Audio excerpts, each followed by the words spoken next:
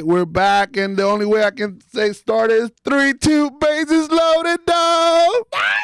We're back, baby. Back for more. Man, we're back. What is this, week 4? Week 4. We told you we were going to be back. We're going to be consistent, guys. We told you we're going to come in hot, and man, what a better. You still running in late, bro. Hey, is it because it's cold? Better. It is cold, man. It is cold. How you feeling, Look at buddy? you, how you dressing up, man. Look, dude. I gotta make sure I match. We got a special guest. Golly, we do got a special guest, man. I'm so excited about today's guest, man. But before, man, it's cold outside. It's brutal. We're supposed to play this weekend, and it's going to be like 40, 35 degrees on Saturday. But you know the thing is, we got to get that ring on Sunday, baby. Yeah, they ain't going to cancel it, man. It's going to be 20 degrees, and they still got to get paid. Anyhow, man, well, man, I can tell you one thing. Today's special guest is somebody that I have a lot of love and respect. And I will say on a personal level, man, people come into your life for extended, sometimes short term. But one thing that I would say is that the 2022 season for me as a Met would not be the same if it wasn't for this guy. He is the manager for the Brooklyn Cyclones, high A, affiliate with the New York Mets. And he's also the manager for el Tigre del Licey de la Liga Dominicana. Caballete. My friend, my homie, my brother, Gilbert Gomez, man. What's going on, man? What's up?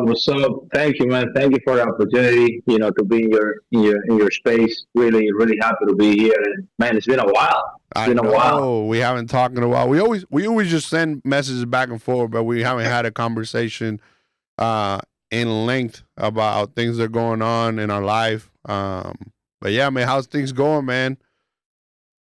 Man, all good. Just showed up to spring training a couple of days ago. Just getting my feet wet, getting acclimated with other things that we're doing here.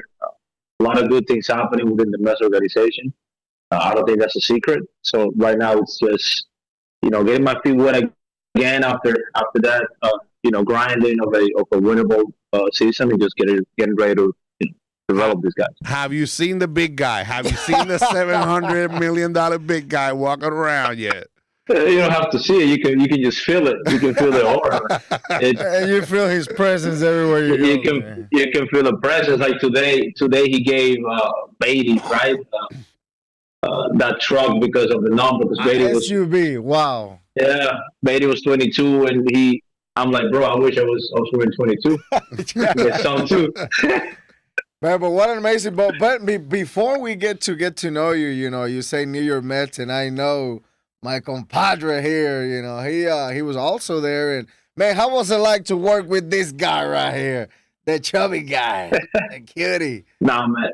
Nah, it was great, man. I felt like, Victor, I think at that point there was a lot of kids that needed guidance, a lot of kids that needed, the mental side of the game, being able to listen, a coach talking about that side of the game that sometimes is neglected. And, having Victor there, I felt like it was the one thing that we needed was just, at some point, you got to throw the numbers out, you got to throw, all the analytics out and just being really focused on feeling good at the box and feeling confident. I feel like that was the one thing that Victor brought. Day in and day out, he's just bringing guys confidence. Like, it don't matter how you're feeling, like, you got to go out there and find a way to compete. And I feel like, for me, I learned that sometimes it don't matter if you have your mechanics on point. Like, are you on time? And are you walking to the box with that swag of, like, I want to be able to do it? That was the one thing that Victor was preaching to the guys every day. We're excited. We're excited to have Man, Chubby. I got to tell you, man. Dude, hey. My relationship with Gilbert started, man. Like it started at the gym, man. Dude, funny story, man. We were, because in the Florida State League, we play a lot of games in which we're home and we just go and come back. So it was like the first time, and I believe we're in Tampa, and it was our first road trip. And I'm sleeping. All of a sudden, I hear a phone at 7:30 in the morning. And he was like, hey, let's go work out. And it's like, dude, we're on the road. That's okay. I found an LA Fitness. Yeah, you gotta do it. You gotta do it. You gotta get it in. Hey, it was 8 o'clock. Hey, I'm in the car. Let's go. You know, so it was. That's him, man. That's amazing. But man, I you know, we really want to get to you know, for all the people listening, I know that here in the States, but also out there in the DR, because I know that, man, we're gonna get the word out, and you know, we want to hear your perspective. We want to hear so many great things, because I mean, watching that game, I mean, you are going against the GOAT Albert Pujols. Were you starstruck by it? Like, were you like, damn, man, at the beginning. Now I had a chance to when he played for Escogido, which was 2021. That was the only time he played in the country. I was with Escogido staff. I was a coach on that side, so I had a chance of being with him and coaching him up a little bit, which is crazy thinking about it. So like for me, I've already seen it on that level. Me being a coach and him being a player. Now when he became a manager, it was like not even in my wildest dreams. Like me, competing against that guy, that persona, that legend, and we're like fighting for the same goal, which is like trying to win a championship. So it was at the beginning. It was somewhat of something that is not real. But then like as you start playing games, like I'm just trying to beat him. I'm just trying to beat the guy. You're going. Let me ask you, how much sleep do you really get through that 7-game series? Like, I know that as us coaches, we always, even when we get home, if everything's still playing in our head. So, how much did you get sleep during that time? Like, because every game seems like it was just intense. Well, I think the season itself prepares you for that. Like, there's no margin for error. Like you're in DR, it's like every team prepares to win. So there's not you're not gonna get a team with with the mentality of like, oh, we're gonna tank this year. We're gonna keep it low. We're gonna play the young guys. Like every team prepares to win. So every game, it's a game 7. So the fact that we're already playing that kind of game since day 1 of the season, like it's the same sense of urgency. It's the same preparation. Obviously on a higher scale because it's the finals, but mentality don't change, man. It's finding a way to put the guys in the best positions to be successful and just communicate and connect with them every day. Now, look, I know that people have asked you this probably, man, I don't know. I know I heard it like 5 times. And this might be the 2,000 time that this question might be asked. Did you thought about walking them in the 8th? No? Nah, you get the thing is that because of how hot Segura was, and they didn't do this the whole series, but there were 2 games, which was Game 3 and Game 7, that they hit Caminero and Segura back to back. They always sandwiched Caminero and Segura with either Zoilo or Frenchie Cordero or somebody that wasn't as hot as them. So we were able to kind of like maneuver around the fact, but when they were bunched up together, then for us it was like you gotta pick the poison. And Segura got 3 hits at that time. You don't want to put the go-ahead run on base in the 9th, so you gotta. Obviously, we didn't want him to hit a home run. We wanted to, pitch him in a way that it was either, get your base or we're gonna get you out with our pitch. And unfortunately for us, the pitch caught too much of the play. And credit to him, he didn't miss it. So he could have pop it up, and he did it. Was that the worst? You never know, Was that the worst pimping that you ever seen? I mean, it took like 3 minutes to get to first base. I'll tell you what, bro. Like when he made contact, when Junior made contact, like I knew it was gone. So I didn't look at where the ball was landing. As soon as I saw like the first glance of the ball like coming through the infield, like I knew it was not. There was not going to be a part that was going to hold it. So I was just locked in on what is he going to do, and obviously he did. He did the whole thing. I mean, at that point, because you got to remember, Junior it's a fan of Escogido since he was a kid. So like for him, he's playing with his favorite team growing up. He's a guy that feeds off that energy. So like he's just playing ball in the back there, man. Man, just the atmosphere on that ballpark. Yeah. I mean, What's it It's, like, man? What's it like I that mean, moment, because that people series? I were mean, going crazy. I mean, from the first pitch to the last pitch, all you could see is the fans will not stop. I mean, it was like a World Series game. It's bigger. I think it's more intense just because of like how intense the fan is with the game in the art, and also like I think the narratives and the storylines behind, like they had 8 years without going to a finals, right? We're going for a three-peat, so like there's a storyline in every game. Like you got Junior Caminero, which is doing stuff that we've never seen before, and then the social media stuff with you know Big Poppy saying the stuff that he's saying, and then Hanley defending our team. So like you got so many scenarios that are happening that I feel like that kind of put a little sprinkle on the series itself, and the games were so intense that it kind of helped out the narratives that were happening at that time. Man, how So you stay locked in throughout? Because, I mean, after every game, of course, you're going to hear things on social media, people just talking random things that some might be positive, some might be negative. How you as a manager for such a, on a great series and a great team, how you keep your composure on, I mean, do you block that completely? Do you stay away from social media? I mean, what do you do to just stay locked in as a young manager going against Albert Pujols? How do you stay locked in and positive, hearing all the craziness on social media? I think some of that you're gonna hear it just because you're not deaf. Like you got the fans right there who they're gonna say some things, and then there's some radio shows that even if you're going to the stadium, you're gonna hear some things. I feel like for me, I already got too much on my plate. Worry about my guys. Worry about showing up to the ballpark with the right energy. The lineup, like what's gonna be the right combination for us to win this game.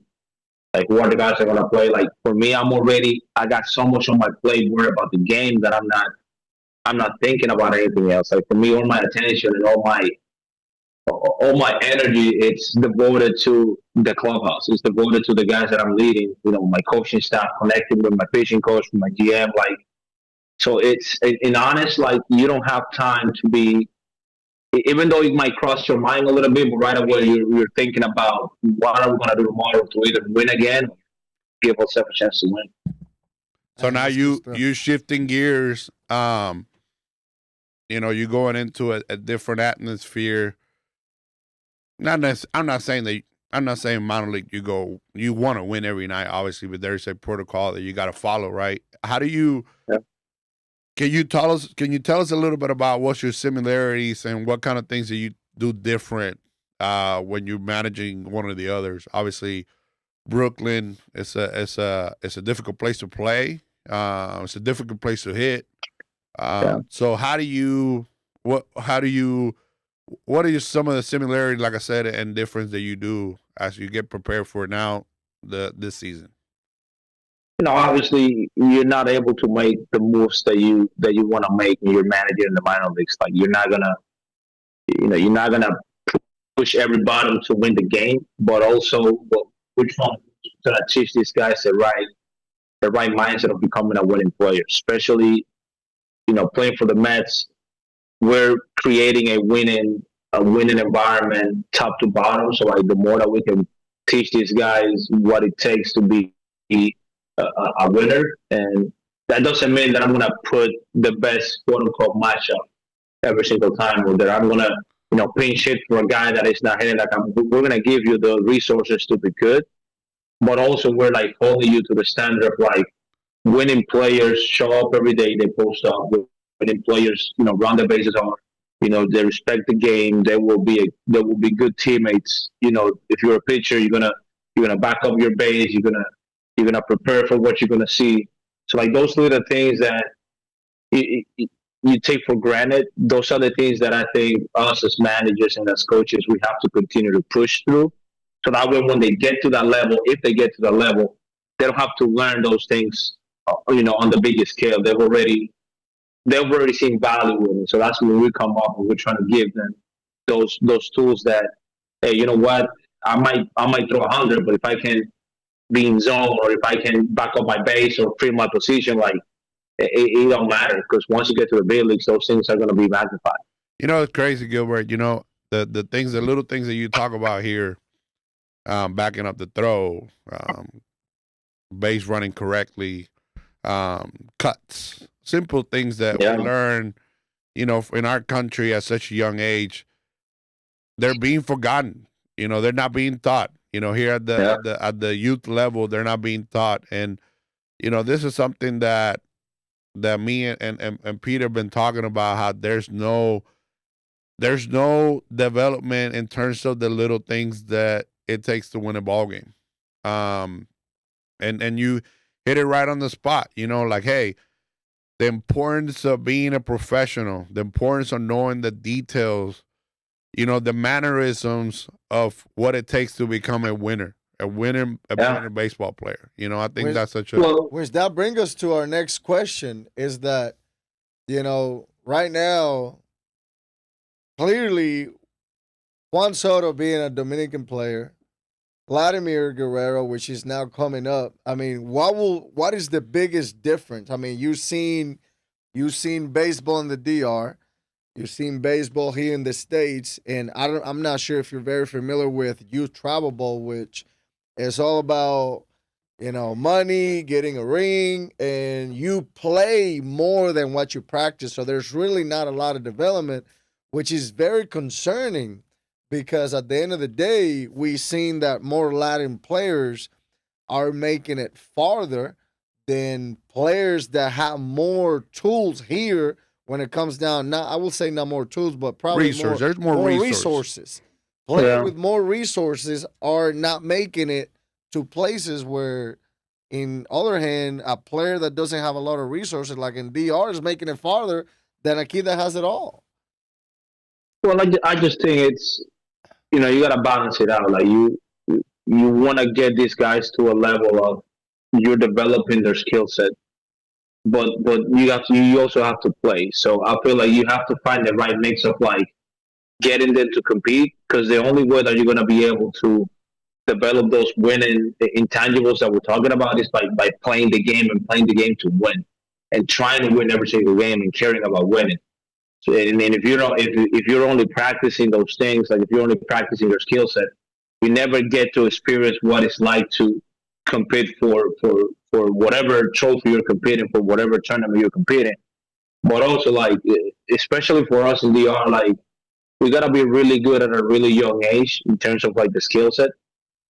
Just because, like, if you don't sign by 16 years old, 17 years old, then you're probably not going to get a shot to sign. So, like, you got to really hone in on your skill set early. And then that's where, like, the DSL, and the rookie ball comes up, where you got the skill set, and now you're coming in and you're playing, and hopefully we're teaching you how to play the game the right way. Whereas in the States, it's like the opposite. It's like you already know some of the things that it takes to win baseball games. And then your skill set kind of lags behind a little bit, like how hard you can hit the ball, how fast you can run. I feel like if you can find the right balance of like, yeah, we're working and we're practicing and we're honing on your skill set, but also we're playing the game to see if you can translate those skill sets into a winning player. So, man, sitting from a perspective of a parent that is listening to you right now, what will be the best advice you can give those parents in the DR, but also in the States that have young athletes that, they, of course, they want to make it to high school, they want to make it to college, and eventually have a chance to play in Pro Bowl. What are the things that those young players need to be focusing right now? It's reps, man. It's reps, and you got to be patient. It's not a magic pill. Like you're not gonna become a good hitter just by going to this guy that is gonna tell you the secret sauce. You're not gonna become a good fielder by going to this infield guru and having 2 sessions and then you're good to go. Like, it's a long process. Baseball is a game of reps. It's a game of repetitions, right? We can't go to teacher, man. I mean, if you could, if you really wanted to, but but the thing is that there's no magic pill in baseball. That's my biggest thing. And again, like, different things are gonna work for different guys, and that's the beauty of the game. Like you might have a guy that needs to, exaggerate, staying back and thinking about hitting that thing in the air, but then you're gonna have the other guy that really needs to be direct and on top of the baseball. So like it's two issues. So you gotta learn how we working with. But as a parent, you have to understand that it doesn't happen right away, and you have to trust the process and trust the fact that for one kid it might happen quicker than for your kid, but not everybody it's going to go through the process the same way. I think that talking about I'm a parent myself of a young player.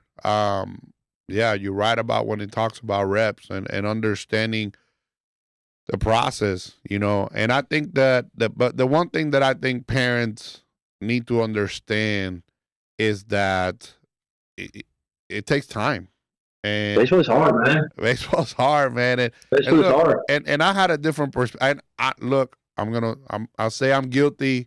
I know that I've been tough on my kid, but I had a different perspective prior to going to the Mets. And once I got out, I realized, like, man, this is hard. Like, all these guys are here, and they're good. Like, there's guys they're never gonna make it to the big leagues, and they're extremely good. Like Gilbert knows, we had a guy in St. Lucie in 2022 that through a 3-period stretch, man, everything he touched, it was 105, 400 feet. And the reason why he didn't make it was he just struck out too much. But, like, we didn't see a guy that could just hit the ball that hard, and we were like, man, like, it's scary. 2020 season. Yeah, like, it was scary to see him, man. And not only that, like, in the Florida State League, like, we play in big league replicas because of the same dimensions. So, man, it was fun to watch. But that's the one thing parents don't seem to understand, Let me ask you a question. How, on a daily basis, because a lot of people, obviously, they have they have a perspective of what an academy will look like. Not necessarily like the DSL, but like I don't know, some of the famous ones, man. IMG, not IMG, but like a good academy in the DR. What would a normal routine day for those kids will look like? And it's a lot of work. It's a lot of work. Like it depends, because some of those kids they stay at the academy. If you're like, let's say the academy is in Santo Domingo, you're from Santiago. What they're gonna do is you're gonna live in the academy. They're gonna bring you down, and you're gonna sleep in the academy, right? So you're gonna get fed in the academy. You're gonna sleep in the academy and all that. But it's 7 a.m. You're ready to work. Whether it's getting your conditioning first, getting your sprints, doing your physical routine, and then like by 9 you're stretching and throwing, and you're getting a bunch of ground balls. There's a lot of reps, man, for those kids. It's a lot of ground balls. It's a lot of reps, because the one thing that you're trying to create it's a repeatable movement. So you're not gonna do it by taking 10 ground balls today and that's it. Like some of those guys are 30 minutes straight, just rep after rep after rep, and then there's a break, and then of course there's a hitting. If they're gonna see some live pitching, there's some live pitching in it. So like you might see guys that are going from 7 a.m. to like 1, 12:30, and it's work, and it's daily. And then like maybe in the afternoon you might get another hitting session, just an extra work session to tune some things out. But it's a daily job, and I feel like that's the one thing that makes it tough for us to have that student athlete concept, because we need these guys to be so good so early.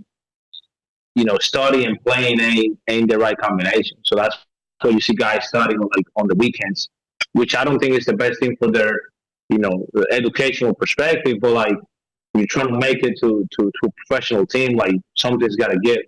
And a lot of times it's education that takes out. Like compared to here, brother. Yeah, you're saying we have plenty of reps every day, and I think here, travel ball has gotten so big and so expensive, and it gets to the point that, man, those kids, they probably practice as a team twice a week.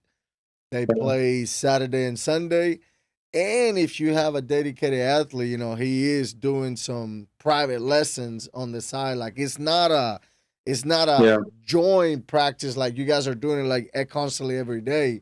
And do you feel like, compared with what you guys are doing? I mean, I feel like we ain't doing nothing. Man, We're yeah, so Well, I think you guys got more time because once you play high school, right, your development it it's a little like you got more time to develop into the player that you're gonna be whenever you're out of high school. For us, it's like if you're not ready to sign when you're 14 years old, if you don't have a skill set that replicates a professional player, that you have to be, running good times in the 60s and like hitting the ball at a certain miles per hour off the bat, like if you're not getting those things early, then you're not gonna put yourself out there to get signed. So like man. the sense of urgency for us in the DR and Venezuela and Latin countries, like you gotta become really good, really young. So that's why I feel like we're pushing these kids more, You got to start just sooner, because, a lot sooner. yeah, do yeah, like you? lots of, And I know that obviously you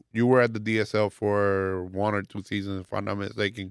Prior to that, could you look at a 12-year-old kid and say he has it, or like does it take a little bit more?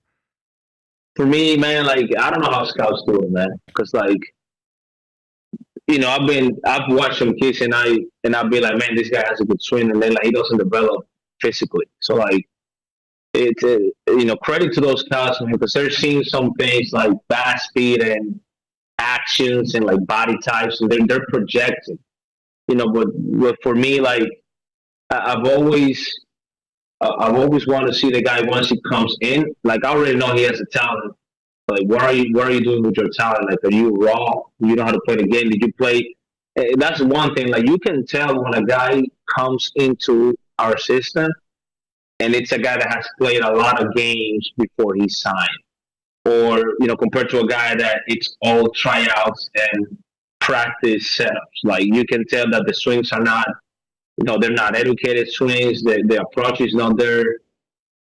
Every ball they want to throw it as fast as they can. They don't understand the concept of like who's running, what's the scenario of the game because they haven't played that much. Then you see a kid that has played in a bunch of tournaments, and he's more like polished and he can slow the game down a little bit. For me, those are the guys that they get out of DSL quicker because they can play the game.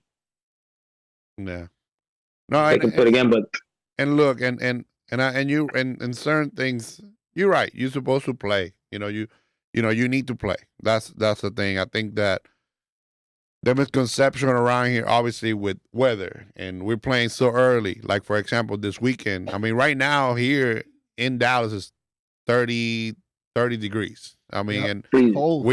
there's games Saturday at 8 o'clock, and the temperature will be in the mid 30s. And people are playing, and there's a misconception. Behind we're early, we're not, and I think that we're been so used to it when we realize like in a way, it's like, man, we gotta be blessed that we get to play, man. There's people in the country that they wish they'd be playing all year long and don't have the resources. So, I'm like, always, I'm always, I'm always pro playing. I feel like playing, like you don't get those reps anywhere else. But you have to pair the games and the playing with the right amount of like practice and work. Like be really specific. At the end of the day, what are you trying to accomplish from a kid? Like you want him to hit the ball harder, right? Swing the bat faster. You know, throw harder, move better. But like most of those things, if you got the talent to play the game, like the body will allow you to do those things if you're getting stronger and you're getting more athletic. That's the one thing that I feel like we neglect sometimes. Like we got to get these kids to be athletes, and that not only happens on the field, like the work with the coaches, like the strength and conditioning coaches, to work at the gym. Like it don't matter how young you are, like you can always start doing something to get stronger. And I feel like that's what takes your game to the next level. But you got to do both. You got to practice and you got to play because at the end of the day, you only become a better player by putting all the stuff that you're working on in the game itself.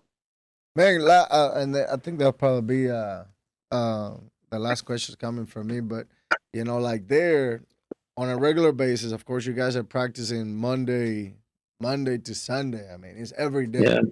In a whole week, do you guys practice more than you play? Or do you, I mean, is there a game every day?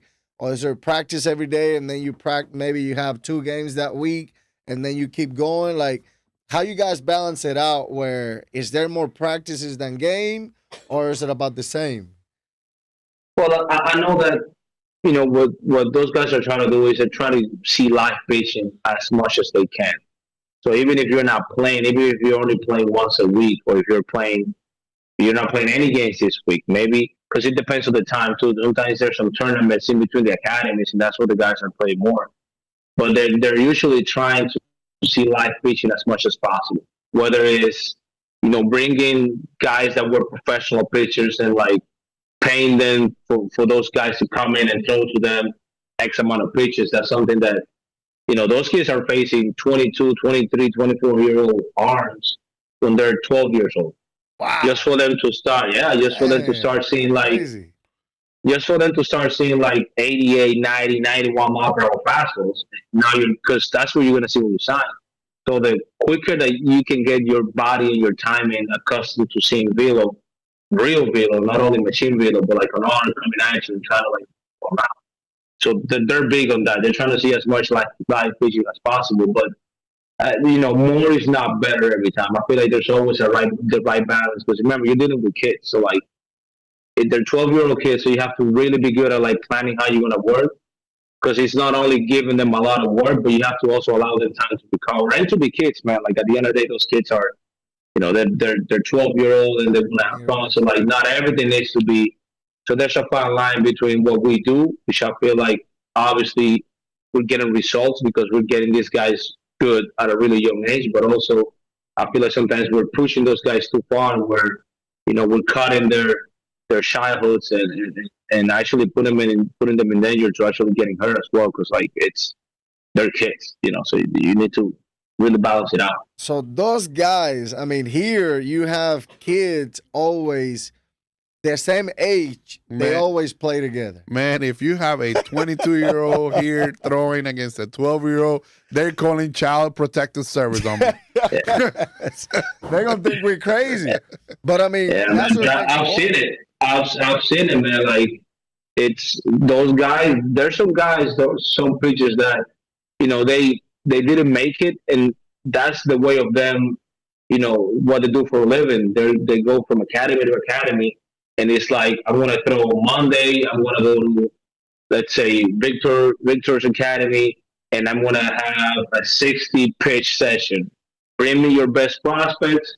I'm going to go fastball first, and then, like, I'm going to move the ball around. And then I'm going to go on Thursday and go to a different academy, and I'm getting paid to do these workouts. And that's the way that they make their living.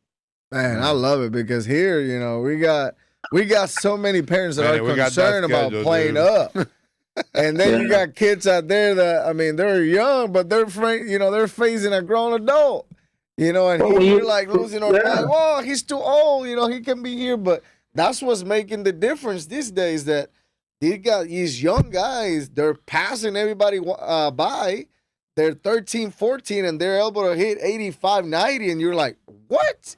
But it goes back to what you're saying, man. You got to get them ready early. Well, we challenge them. They're too young.